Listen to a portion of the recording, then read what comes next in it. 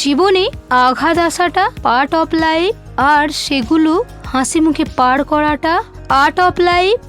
তুমি যতই ব্যক্তি সম্পন্ন মানুষ হও না কেন, যতক্ষণ তোমার মন ভালো না থাকছে নিজেকে ফুটিয়ে তুলতে পারবে না, এটাই বাস্তব। নিন্দা করতে গেলে বাইরে থেকে করা যায়, কিন্তু বিচার করতে গেলে ভেতরে প্রবেশ করতে হয়, যেটা সবাই পারে না। তুমি বিশ্বের সবচেয়ে সুন্দর জায়গাটা ডিজাইন করতে পারো, তৈরি করতে পারো এবং সাজাতে পারো, তবে স্বপ্নকে বাস্তবে রূপ দিতে গেলে মানুষ লাগে। জীবনে হার মেনে নেওয়া আমাদের জীবনের সবথেকে বড় দুর্বলতা। সফল হওয়ার সবচেয়ে ভালো উপায় হলো প্রতিবার হার মানার পূর্বে আরেকবার চেষ্টা করা। জীবনকে যেমন স্বাভাবিকভাবে মেনে নাও, মৃত্যুকেও তেমনি স্বাভাবিকভাবে মেনে নিতে হবে, তবেই জীবন সরল হয়ে যাবে। বইয়ের পাতা মানুষকে যা শিক্ষা দেয়, জীবনের পাতা তার থেকে অনেক বেশি কিছু শিখিয়ে দিয়ে যায়। জীবনের চাহিদা যত কম, জীবনে তোমার সুখী হওয়ার সম্ভাবনা তত বেশি। পৃথিবীতে কেউ কারো নয়, শুধু সুখে থাকার আশায় কাছে টানার ব্যর্থ প্রত্যয় আর দূরে চলে যাওয়ার এক বাস্তব অভিনয়। তুমি সময়কে কাজে লাগাও, একদিন সময় তোমার মূল্য দেবে।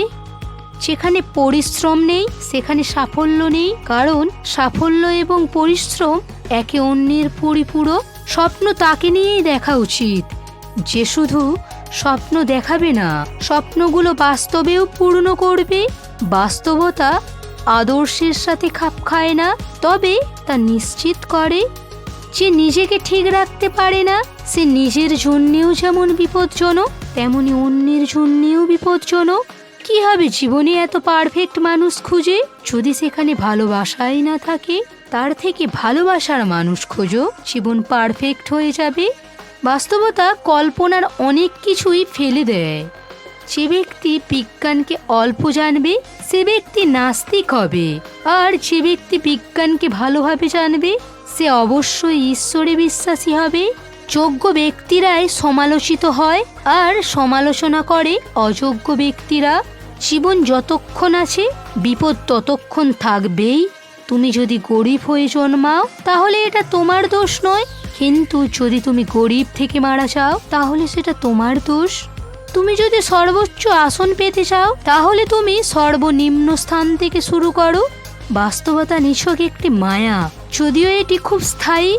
দুঃখ কষ্ট মানুষের জীবনের একটি ব্যক্তিগত গান, যে গান মানুষ নিজে ছাড়া অন্য কেউ শোনায় না।